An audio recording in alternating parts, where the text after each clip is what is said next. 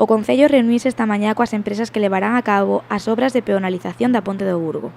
Tras o encontro, o Goberno local confirma xa que dende o xoves 7 de marzo estará prohibida a circulación dos vehículos pola ponte. O traballo comezará mañá, co desmonte da rotonda que está situada entre Domingo Fontán e a Avenida de Coruña, e cunha inspección por parte dos técnicos municipais para comprobar o estado da ponte.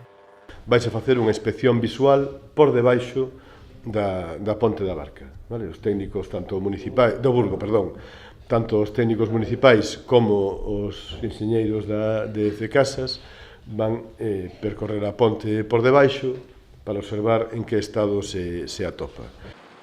A pesar de que a partir do xoves que ven non se permitirá o paso dos vehículos, sempre que sexa posible, o Concello espera poder manter a circulación dos peóns. O tráfico compatibilízase, vale?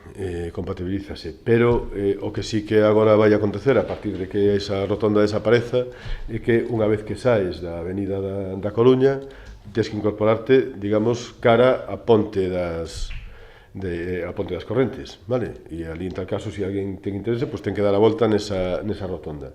E ademais hai que buscar a incorporación dende a gasolineira a propio Domingo Fontán, que ahora mesmo a incorporación faise en dirección a Ponte do Burgo. Tras esta primeira fase, levarase a cabo o proxecto da iluminación, e en total o Concello asegura que as obras de peonalización da ponte prolongaranse un ano.